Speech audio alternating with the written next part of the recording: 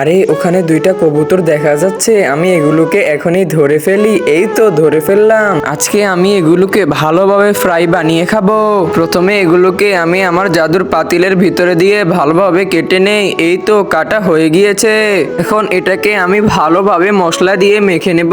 এখানে আমি বিভিন্ন ধরনের মশলা দিয়ে নিলাম যেন খেতে খুবই দারুণ লাগে।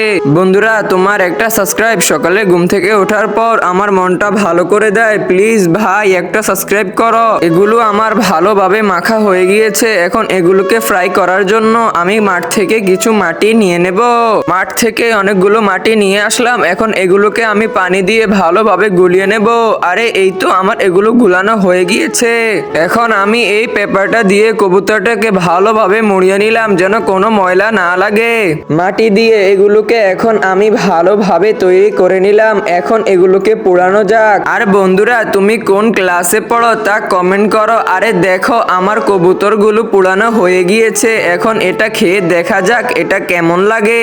আর বন্ধুরা, তুমি যদি কখনো কবুতরের মাংস খেয়ে থাকো তাহলে ভিডিওতে লাইক সাবস্ক্রাইব করে দাও।